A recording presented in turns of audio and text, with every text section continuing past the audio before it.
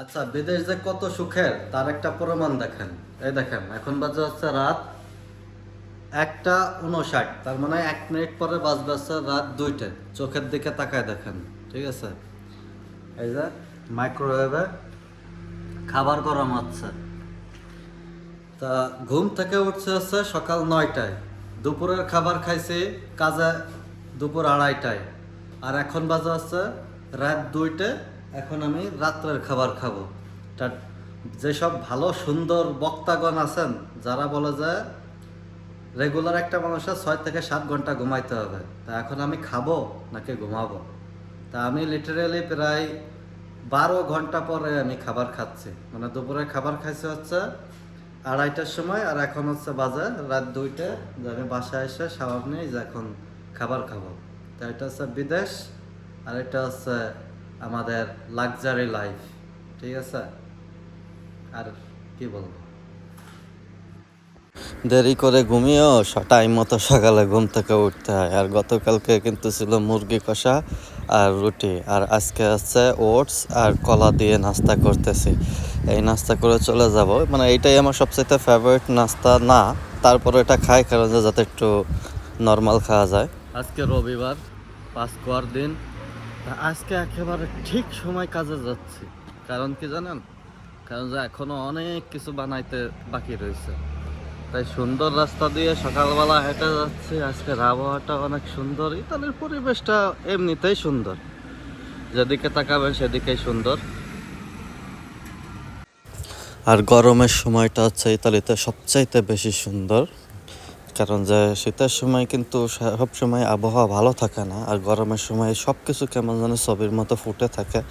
আর বরফ পড়লে সেটা অন্য কথা, কিন্তু আমাদের এলাকায় পড়ে না। ও ভাই রে ভাই, পাঁচকুয়ার আয়োজনে অলরেডি গামাই ফেলাইছে। এই দেখেন, কোনো মেনু ছাড়াই এই যে যে অর্ডার, ওই দেখেন ওই পাশেও ঝুলতেছে অর্ডার। সব কিছু এলোমেলো। একটু পরে মনে করেন যে 150 জন মানুষ আসবে, সে 150 জন মানুষের মেনু খাওয়াইতে হবে। তা অলরেডি এই যে পার্সেলের মালগুলো চলতেছে। মাল মনে করেন যে এলোমেলো সব জায়গা পড়ে রয়েছে। ইভেন মনে করেন যে উপরে দেখছেন, উপরেও মাল রাখছে।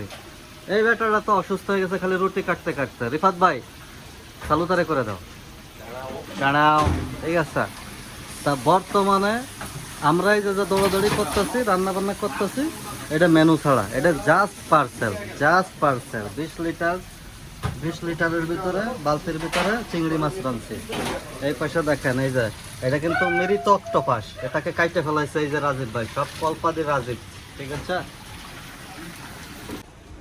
এটা হচ্ছে আমাদের মেনুর একটা নমুনা। এটার নাম হচ্ছে পল্প ভাপরে nel cestino di grana sul letto di pure, মানে যে অক্টোপাসটা, সেই অক্টোপাস দিয়ে আর কি একটা আইটেম বানাইছি। তা এটা হচ্ছে একবার প্রথমেই এটা সার্ভ করা হবে। আর এই জায়গায় আমাদের সুপরিচিত ঝিনুক, যেটা বাংলাদেশে হাঁসে খায় আর এখানে মানুষে খায়। বিষয়টা হচ্ছে এরকম। এখন অবশ্য বাংলাদেশে এগুলো খাওয়া শুরু করছে, বা আরো কয়েক বছর আগে থেকে। ব্ল্যাক প্যান্থর তো দেখছেন, সরি না প্যান্থর না, প্যান্থর, ব্ল্যাক প্যান্থর তো দেখছেন, কিন্তু ব্ল্যাক ডায়মন্ড তো দেখেন না। এই দেখেন, এই যে আমাদের রেস্টুরেন্টের ব্ল্যাক ডায়মন্ড দেখতে পারতেছেন, একবারে কালো। পাঁচকুয়ার সবচাইতে ফেমাস জিনিস কি জানেন? নাইম ভাই হাসে। পাঁচকুয়ার সবচাইতে ফেমাস জিনিস কি জানেন? এমন কোনো মেনু নাই বা এমন কোনো রেস্টুরেন্ট, বাসা বাড়ি নাই যে যে জায়গায় এই মাংসটা নাই। এটা কিসের মাংস জানেন? খাসির মাংস, খাসির মাংস। আর আমাদের এলাকায় এটাকে বলে কারশফি, কারশফি আর খাসির মাংস। আর আছে এই যে খাসির মাংস আরও আছে, বোঝায় বোঝায় বোঝায় একবারে 80 জন মানুষের।